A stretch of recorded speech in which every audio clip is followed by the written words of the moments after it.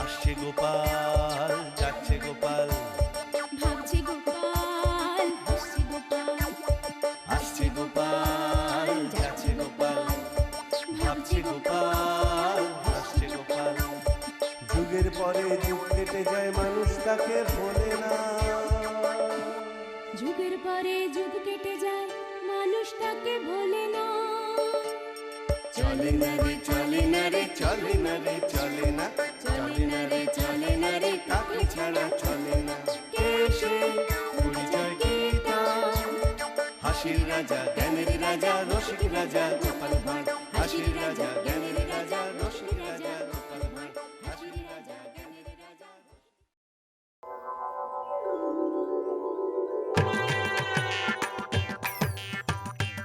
এই কি হলো কি বলি এমন গো গ্রাসে খাচ্ছ কেন? তোমার খাবার কি কেউ কেড়ে নেবে নাকি? ভাত কেন পারবে গিন্নি, কিন্তু আজ রাজসভায় পৌঁছতে দেরি হলে মহারাজ হয়তো আমার চাকরিটাই কেড়ে নেবেন। কেন রাজসভায় কি এমন মহা কাজ আছে আজ? সে আমি বলতে পারবো না, তবে মহারাজ সকলকে ঠিক সময়ে রাজসভায় হাজির থাকতে বলেছেন। আমি চললাম গিন্নি। দুগা দুগা দুগা দুগা দুগা দুগা। সকলেই এসে গেছো দেখছি। এখন গোপাল এলেই আলোচনা শুরু করা যেতে পারে। গোপাল এলেই নয় মহারাজ, আপনার গোপাল এসেই গেছে। বাহ বাহ বাহ, খুব ভালো। তাহলে তো এবার আলোচনা শুরু করা যেতেই পারে। হ্যাঁ মহারাজ, শুরু করুন। আসলে ব্যাপারটা হচ্ছে কি, কদিন বাদেই তো দোল পূর্ণিমা।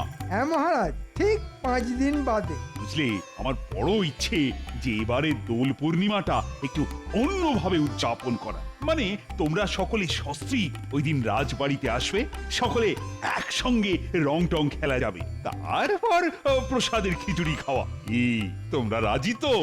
আমরা তো রাজি, কিন্তু আমাদের ঘরণীরা কি রং মাখতে রাজি হবে? রাজি হবে না মানে? রাজি না হলে বুঝিয়ে সুঝিয়ে তাদের রাজি করাতে হবে। এই সভাকবি রাজি করাতে পারবে তো? আমার সঙ্গে করে আরই আমার বউ চলে গেছে বাপের বাড়ি। কি কথাই শোনালি, বউ চলে গেছে বাপের বাড়ি? কেন কেন? বউয়ের সাথে ঝগড়া হয় কেন? কি করব মহারাজ, সে যে বড় অবুঝ। থাক থাক, আর ব্যাখ্যা দেওয়ার দরকার নেই। রাজবৈদ্য, আগে আগে সে যে ওই বাতের ব্যথায় বড্ড কাহিল। হ্যাঁ কি বললে? বুদ্ধির বউ বাতের ব্যথায় কাহিল? এই এই তুমি কেমন বৈদ্য হে? নিজের বউয়ের বাতের ব্যথা সরাতে পারো না? কি করব মহারাজ, আসলে বড্ড ওই পুরানো ব্যথা তো, মানে আমার বিয়েরও ওই আগে থেকে।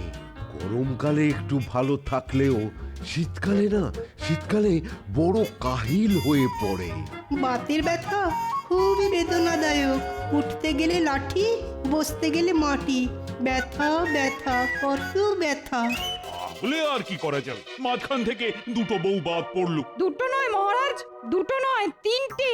মানে আমার বউকেও বাদের খাতায় ধরে রাখতে হবে। আগামীকাল সেও দোল পূর্ণিমা উপলক্ষে বাপের বাড়ি চলে যাচ্ছে। ওখানেও তো খুব বড় করে দোল উৎসব হয় কিনা। মানে বাহ বাহ বাহ বাহ বাহ, এ তো এক এক করে অনেক বই বাদ পড়েছে। তা সেনাপতি, তোমার? ইয়ে মানে হ্যাঁ আমি তাকে বোঝাবার চেষ্টা করব মহারাজ, নিশ্চয়ই করব। কিন্তু সে যে বড্ড লাজুক মহারাজ, ওই টপ করে ওই ঘরের বাইরে বেরোতেই চায় না। কি করি বলুন? তার মানে ধরে রাখতে হবে সেও বাদ। বাকি রইল গোপালের বউ, মন্ত্রীর বউ আর তোমাদের মহারাজ। ঠিক আছে, মানে এই তিনজনকে নিয়েই দোল খেলা হবে। সেরেছে, আমার গিন্নি তো কোনোদিনই রং মাখতে চায় না। কি গোপাল, আরে বিড়বিড় করে কি বলছো? না মানে কিছুই বলছি না মহারাজ। আর কিছু বললেও আমি কিন্তু শুনছি। মোদ্দা কথা, তোমার আর মন্ত্রীর বউকে ওই দিন আমি রাজবাড়িতে দেখতে চাই, ব্যাস। না না না না না, ও তুমি যতই বলো না কেন, এতদিন যখন রং মাখিনি তখন এবারও রং মাখতে পারবো না, এই বলে দিলাম। হ্যাঁ কেন রং মাখতে পারবে না কেন? পারবো না তো পারবো না, ব্যাস। বলি তখন অল্প বয়স ছিল, যখন আমার ছিপ ছিপে চেহারা ছিল, তখন তো কোনোদিন রং মাখাতে চাওনি। কি করব আসলে তখন যে রঙের বড্ড দাম ছিল আর রোজগারও ছিল খুব কম। এখন বুঝি রঙের দাম কমে গেছে? না মানে রঙের দাম না কমলেও রোজগার তো কিছু বেড়েছে। আর সব থেকে বড় কথা হলো রং কিনতে তো আর পয়সা লাগছে না, সব খরচ তো মহারাজের। তাহলে তুমি গিয়ে রং মেখে এসো, আমাকে আর এর মধ্যে টেনো না। হ্যাঁ, আহা, সামান্য রং মাখা নিয়ে এত চড়ছো কেন বলো তো? মনে রাখবে এটা মহারাজের আদেশ। তুমি মহারাজের কাছে চাকরি করো, তাই মহারাজের আদেশ মানতে তুমি বাধ্য। আমি কিন্তু বাধ্য নই। হ্যাঁ, যা ছেলে, এতে দেখছি আচ্ছা গো। গো হলে গো, তবে একবার যখন রং খেলবো না বলেছি, তখন মরে গেলেও খেলবো না। আরে তুমি রং খেলতে না গেলে আমার যে চাকরি থাকবে না। গেলে যাবে, তাতে আমার কি? এতদিন তো শুনে এসেছি নারী হলো সহনশীল, বুঝতার। কিন্তু তুমি তো দেখছি একেবারে উল্টো। হ্যাঁ, আমি উল্টো। আমি হলাম সেই নারী যার আরেক নাম শক্তি। বুঝতে পেরেছি, তুমি শক্তি হলে আমি হলাম সহ্য শক্তি।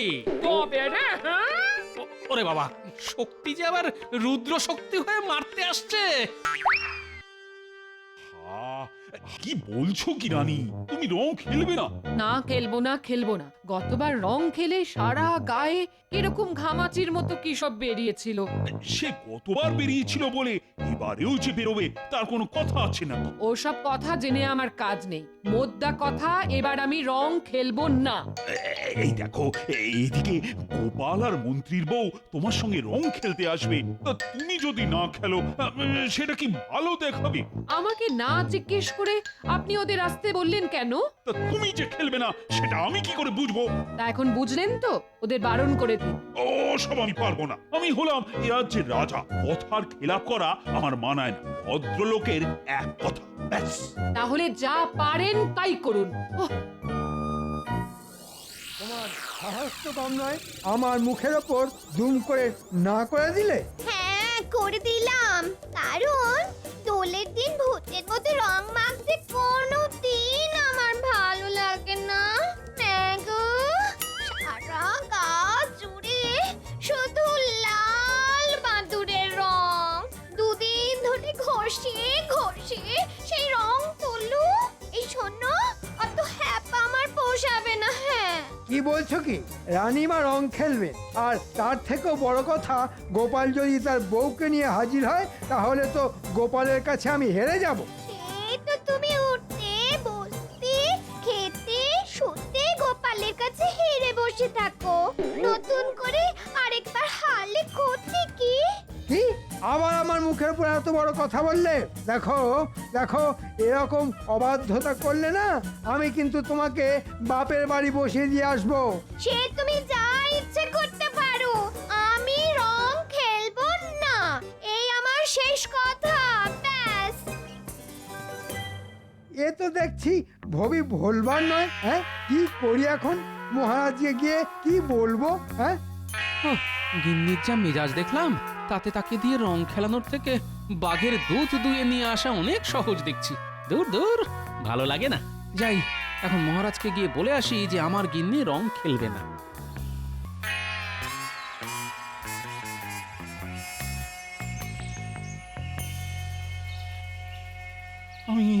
আমি নিজেই দোল খেলার কথা ঘোষণা করলাম, আর এখন রানী যদি সত্যি সত্যি রং খেলতে না চায় তাহলে তো সকলের সামনে আমার মুখটা পুড়ে যাবে। ও কি যে করি এখন, কি করে কথাটা সকলকে বলি? প্রণাম মহারাজ। মহারাজকে যেন খুব চিন্তিত দেখছি। কিছু কি হয়েছে মহারাজ? হয়েছে তোমার মাথা আর আমার মুন্ডু। আপনার মাথা আর আমার মুন্ডু? কথাটা আমার মাথায় ঠিক ঢুকলো না মহারাজ। কাছে এসো বলছি। শোনো গোপাল, এদিকে তো মহা সমস্যা শুরু হয়ে গেছে। কি সমস্যা মহারাজ?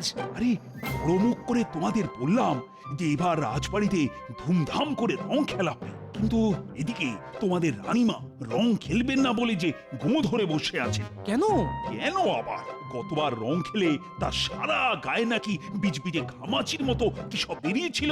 এখন তিনি না খেললে তোমাদের কাছে আমি মুখ দেখাই কি করে বলো তো? তাহলে আমার এখানে আসার আসল কারণটা বলেই ফেলি মহারাজ। আমার গিন্নিও সাফ জানিয়ে দিয়েছে যে রং খেলবে না। তাহলে কি হবে? মন্ত্রীর বউ যদি রং খেলতে আসে তাহলে তো মন্ত্রীর সামনে আমাদের দুজনের মুখ পুড়ে একেবারে কালো হয়ে যাবে। আর ওই পশ্চাৎ মন্ত্রী চারিদিকে বলে বেড়াবে যে আমাদের বউয়েরা নাকি আমাদের কথাই শোনে না। আমার বউও কোনো কথা শুনতে চাইছে না মহারাজ, সে কোনোভাবেই গায়ে রং মাখবে না।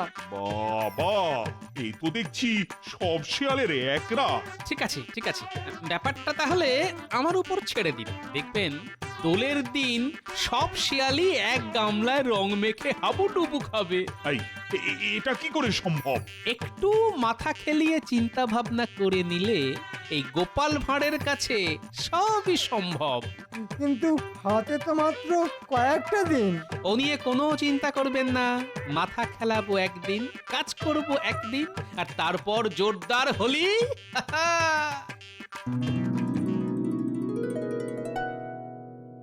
আচ্ছা দাদু, আমাদের কি জন্য এখানে ডেকে পাঠালে বলো তো? আরে বলছি বেশ কাজের মতো কাজ আছে তোদের জন্য, আর সব কাজ যদি ঠিকঠাক করতে পারিস তাহলে দোলের দিন বিকেলবেলা তোদের সকলকে পেট ভরে ভোলা ময়রার দোকানের গরম গরম রসগোল্লা আর মাখা সন্দেশ খাওয়াবো। ওরে বাস, রসগোল্লা আর মাখার সন্দেশ! বলো বলো, কি করতে হবে? তোর সেই গুলতিটা সঙ্গে আছে? আছে বই কি, এই দেখো না, দেখো। তাহলে গুলতি মেরে গাছ থেকে একটা বাতাবি লেবু পেড়ে দেখা দেখি।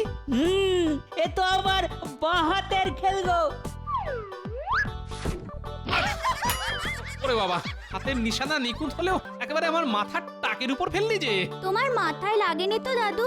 না, বাতাবি লেবু নরম বলে খুব একটা জোরে লাগেনি বুঝলি, কিন্তু ওটা যদি বাতাবি লেবু না হয়ে বেল হতো তাহলে আমার এই কেশিন টেকো বেল মাথাটার যে কি অবস্থা হতো কে জানে। শোন গুলটে, শোন, দোলের দিন সকালে তোকে আমার কাজে লাগবে, তবে কি করতে হবে পরে বলে দেবো তোকে। হ্যাঁ, এবার আমায় বলো কি করতে হবে আমায়? আচ্ছা, বিড়ালের মতো নিঃশব্দে হাঁটতে পারবি? এমন ভাবে হাঁটতে হবে যে শাড়ির খসখসানির শব্দটাও যেন না পাওয়া যায়। কেন পারবো না? খুব পারবো। তাহলে হেঁটে দেখা দেখি। বাহ বাহ বাহ বাহ, খুব ভালো খুব ভালো। ঠিক আছে, দোলের দিন সকালে তোকে আমার কাজে লাগবে। আরে ওদের তো তোমার কাজে লাগবে বলছো, কিন্তু আমি? তুই চট করে গাছে উঠে দেখা দেখি কেমন চড়তে পারিস। আচ্ছা, এই দেখো। আরে দাঁড়া দাঁড়া দাঁড়া, মুখের কথা খসাতে না খসাতেই তো গাছে উঠে পড়লি। এই জল ভর্তি বালতিটা কে নিয়ে যাবে? কিন্তু কিন্তু দাদু, বালতি নিয়ে কিভাবে উঠবো? একটা দড়ি নিয়ে আয় চট করে। এই নাও দাদু। এবার বালতির হাতলের সাথে দড়িটার এক প্রান্ত বাঁধ, আর আরেকটা প্রান্ত কোমরে বেঁধে গাছে উঠে পড়। এবার আস্তে আস্তে দড়ি দিয়ে বালতিটা টেনে তোল। দাদু, তোমার কি বুদ্ধি! শোন, দোলের দিন সকাল সকাল তোরা সকলেই বাতাবি লেবু গাছতলায় এসে দাঁড়াবি। কি কি করতে হবে সব বলে দেবো তোদের। দাদু, আজ হবে নাকি অল্প অল্প করে রসগোল্লা আর মাখা সন্দেশ? ওই কাজের বায়না আর কি। দারুণ বলেছিস, কাজের বায়না। চল তাহলে, তবে যাবার পথে ট্যাপার পুঁচকে কেউ ডেকে নেব বুঝলি, দোলের দিন ওদেরও কাজে লাগবে আমার। ওদিকের খবর কিছু শুনেছেন? কি খবর ভাই? একেবারে ঘোড়ার মুখের খবর। তবে আমার মুখের খবর থুড়ি থুড়ি, ওই ঘোড়ার মুখের খবরটা আবার 5 কণ করবেন না যেন। আরে না না, কাউকে বলবো না। তুমি তুমি নিশ্চিন্তে বলো দেখি। শুনছি রানীমা, গোপালের বউ আর মন্ত্রীমশাইয়ের স্ত্রী তো রং খেলতেই চাইছেন না। তাই নাকি? তাহলে তো মহারাজের স্বাদের দোল খেলা তো এবার লাটে উঠবে। বেশ হবে, খুব ভালো হবে। আমার বউ আড়ি করে বাপের বাড়ি চলে গেছে বলে মহারাজ আমায় 2-4 কথা শুনিয়েছিলেন। চুপ চুপ, আর কোনো কথা নয়, গোপাল আসছে। আমাকে দেখে এমন চুপ করে গেল কেন? তার মানে বেটারা নিশ্চয়ই এখানে দাঁড়িয়ে কালকের দোল নিয়ে আলোচনা করছে। এই যে গোপাল, কোথায় যাচ্ছ? রাজবাড়ি। কেন ভাই? রাবড়ি খাবো বলে। ওমা, রাবড়ি? তো মহারাজ তো আমাদের বললেন না। রাস্তায় দাঁড়িয়ে গুজুর গুজুর ফুসুর ফুসুর করলে কি আর রাবড়ি খাওয়ার নেমন্তন্ন পাওয়া যায়? আমি চলি। ওরে বাবা, কি দেমাক!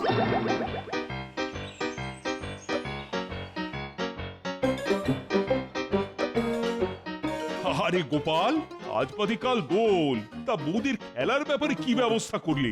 এদিকে বলে কিনা চিন্তায় চিন্তায় আমার মাথার মধ্যেটা কেমন দপদপ দপদপ করছে।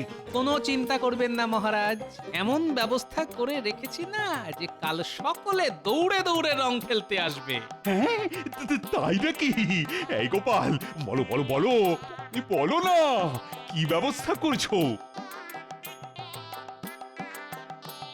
বাবা বাবা, মাথা খেলিয়ে কি বুদ্ধিটাই না বের করেছো গোপাল। সত্যি তোমার বুদ্ধির কোনো তুলনা নেই। আজ তাহলে সেই দিন, মানে দোল। যা যা বলেছি সেই মতো যে যার কাজে লেগে পড়। তুমি কিচ্ছু চিন্তা করো না দাদু, তোমার কথা মতো কাজ হয়ে যাবে। আমি তাহলে বাড়ির দিকে যাচ্ছি। গুলটে, আয় আমার সঙ্গে।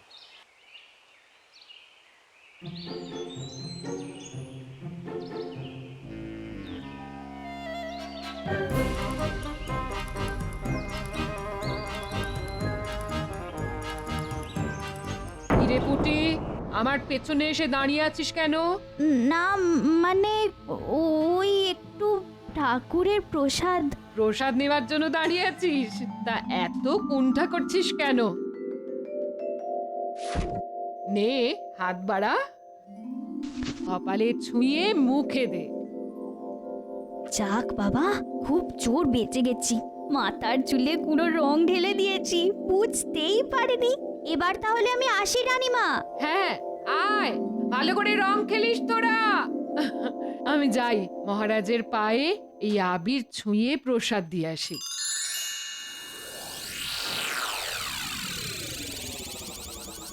গিন্নি পুকুর থেকে জল আনতে গেছে, এই ফাঁকে যা করার করে দিলাম। এবার জমবে খেলা। কি রান্নাঘরে কি করছো? বুঝলে গিন্নি, আজ বাজারে যা মোটা মোটা মাগুর মাছ উঠেছে না, কি বলবো। তাই কটা মাগুর মাছ এনে তোমার ওই শিকের হাঁড়িতে জলে ডুবিয়ে তুলে রাখো। সর্বনাশ! কি করেছো তুমি? ওটাতে আমি তেঁতুল রাখি, আর ওই হাঁড়িতে তুমি মাগুর মাছ রেখেছো। এই নামাও নামাও, এক্ষুনি নামাও বলছি।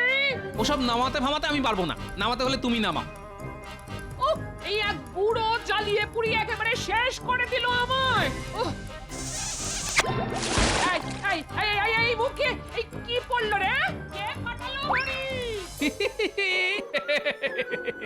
আমার বউ যে বাদুড়ের রঙে একেবারে মাখামাখি হয়ে গেল। তবে রে বদমাইশ বুড়ো, দেখাচ্ছি মজা।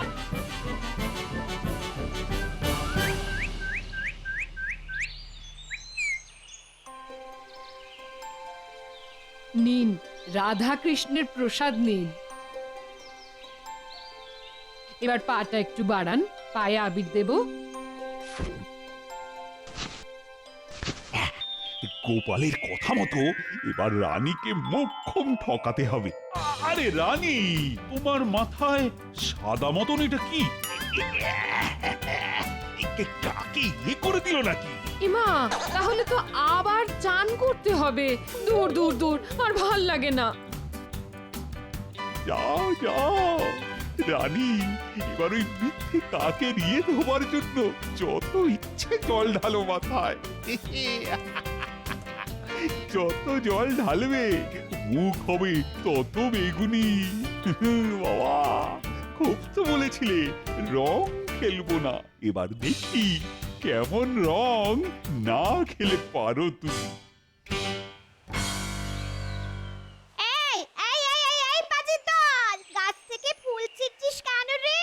কি রে, ভালো করে কথা কানে গেল না? দাঁড়া দাঁড়া, দেখাচ্ছি তোদের, দেখাচ্ছি, দাঁড়া। পালিয়ে যাবি কোথায়? ধরতে পারলে না কানগুলো টেনে ছিঁড়ে নেব। হ্যাঁ, কে রং ঢাললি আমার গায়ে? ওরে হতচ্ছাড়া ন্যাকড়া, হ্যাঁ তোরই কাজ। দাঁড়া দাঁড়া দাঁড়া, তোর একদিন কি আমার একদিন। দাঁড়া দাঁড়া বলছি, দাঁড়া। লাল রঙে আমার গিন্নি একেবারে লাল টমেটো হয়ে গেছে। বুদ্ধি বটে গোপালের, বুদ্ধি বটে। কি এমন লাল রং কে মাখালো তোমায়?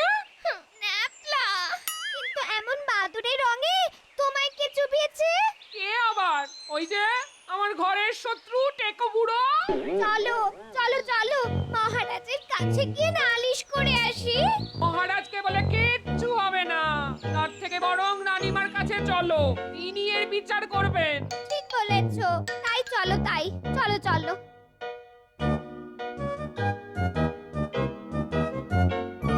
ও রানীমা, রানীমা দয়া করে দরজাটা খুলুন। আমি এখন দরজা খোলার অবস্থায় নেই, দুদিন বাদে এসে দেখা করো। সে কথা বললে কি করে চলে রানীমা? আপনার আদরের গোপাল আমায় চাতুরি করে রং মাখিয়ে দিয়েছে। ন্যাপলা গাছের উপর থেকে আমার মাথায় রং ঢেলে দিয়েছে। তাহলে আমার অবস্থা দেখো। এ কি রানীমা, কালি ঝুলি মেখে আপনিও তো একসা। আপনার এই অবস্থা কে করলো? সেটা ঠিক বলতে পারবো না গো। তোমাদের মহারাজ বললেন আমার মাথায় নাকি কাকের ইয়ে, তাই দৌড়ে মাথা ধুতে গেলাম।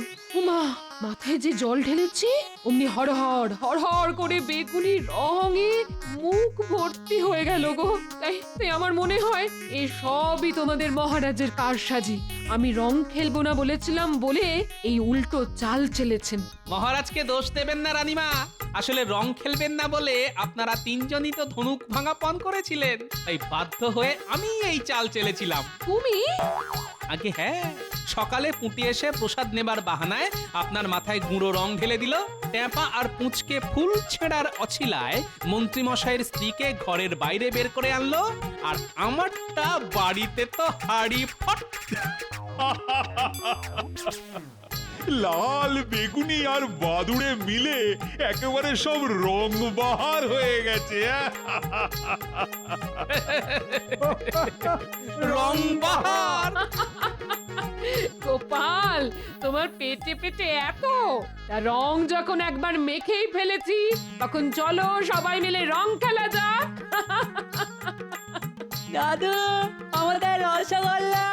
আজ আর দাদু নয়, আজ তোদের সকলকে পেট ভরে রসগোল্লা খাওয়াবো আমি।